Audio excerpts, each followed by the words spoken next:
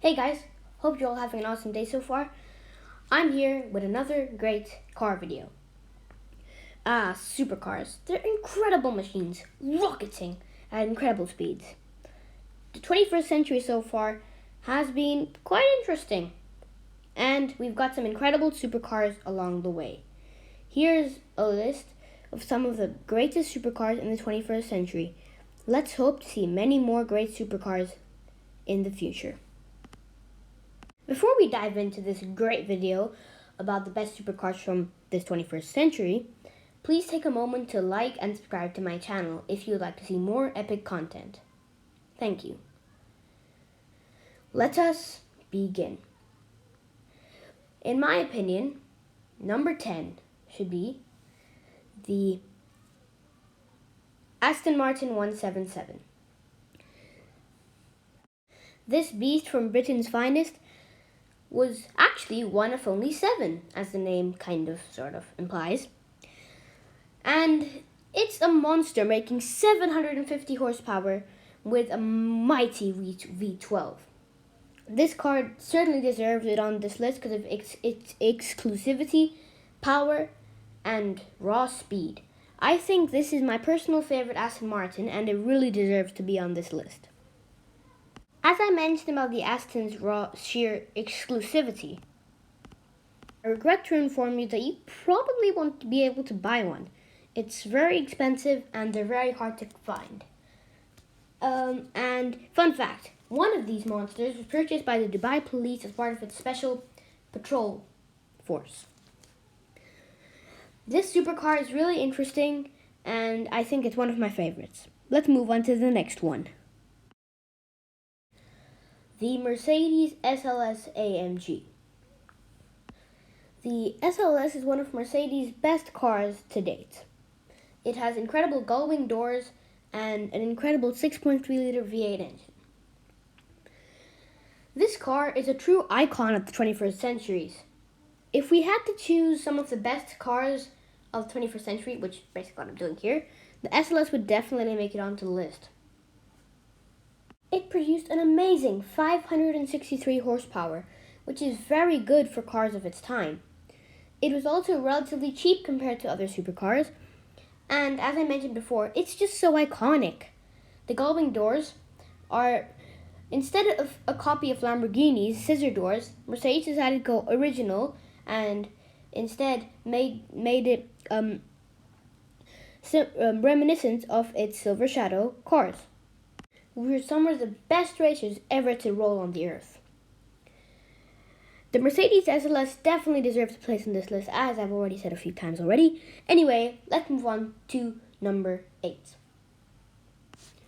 Up next is the classic Ferrari Enzo, not to be confused with Ferrari founder Enzo Ferrari. The Ferrari Enzo is, as you probably would have guessed, a tribute to the legendary brand's founder. The Ferrari Enzo is one of the most powerful cars of its time, producing a whopping, astounding, amazing figure of 650 horsepower. This was probably the invention of the modern hypercar. I mean, yeah, the McLaren F1 and some other cars before it had also been considered hypercars, but this car is where, if it wasn't for this, we probably would have never seen the Veyron or the Chiron or many of the other hypercars which we know and love today. The Ferrari Enzo is very iconic as it paid a tribute to one of the most influential people in automotive history, and also managed to define a whole new generation of car fans. It definitely deserves a spot on this list. Also, if you'd like to buy one, which you probably will, who wouldn't? Look at this thing. But sadly, as I mentioned with the 177, this car is also very rare. Only 349 were made, so good luck getting your hands on one. Anyway, moving on to the next legendary vehicle on this list, the Bugatti Chiron. This is currently the world's fastest car, which means a lot to a car. If it was the world's fastest car, you'd know it more. This car is very familiar with car fans from the 2010s, as it is one of the most popular cars from the 2010s. Luckily, it's not as rare as the Enzo or the 177, although obviously it isn't your daily driver. It isn't very common. But it's a little more easy to get your hands on than one of those two. It has a 16-cylinder engine, similar to the one of the Veyron, just more powerful. And the Chiron is the fastest car in the world. I've probably already said that. The 300 plus version can achieve, well, I wonder what the 300 means. 300 miles an hour, or around 480 kilometers an hour. That is just phew, phew, rocketing. Just so fast. I can't even imagine they could go that fast. Next up on this list is something comparatively slow to the Chiron, but maybe even more iconic. Yep, it's the beast from the east, the Nissan GTR R35. The Nissan GTR name had been around for some time now, spawning some legendary cars.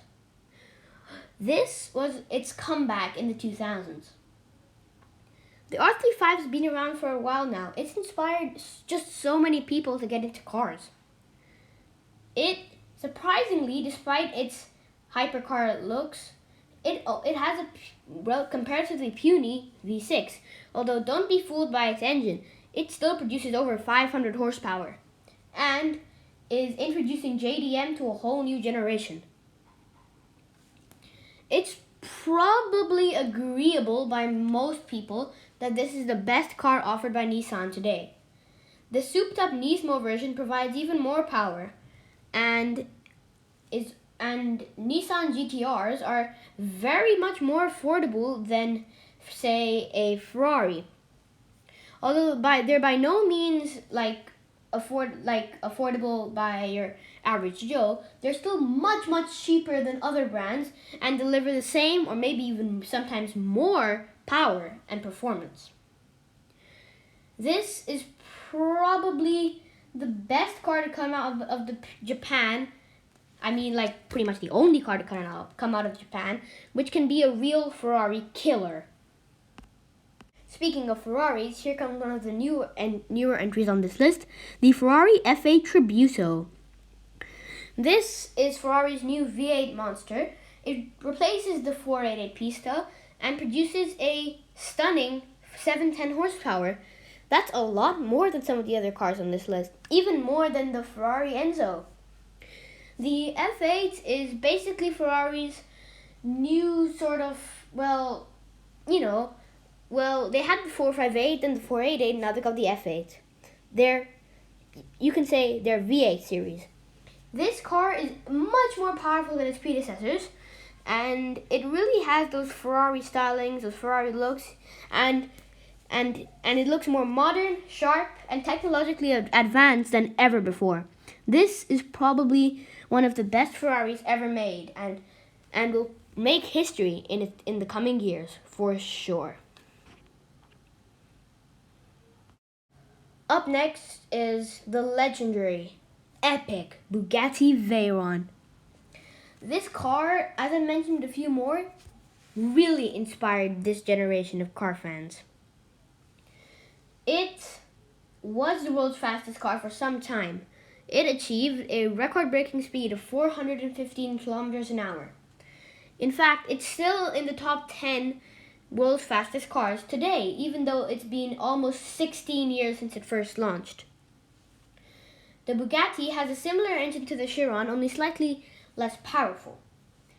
It has over 1,000 horsepower, which back in 2005 was pretty much impossible for a car. This car really inspired a generation. I mean, this was the bedroom wall poster car of the 2000s. Like, before you had the Countachs and the Testarossas, now you had the Veyron. Moving on.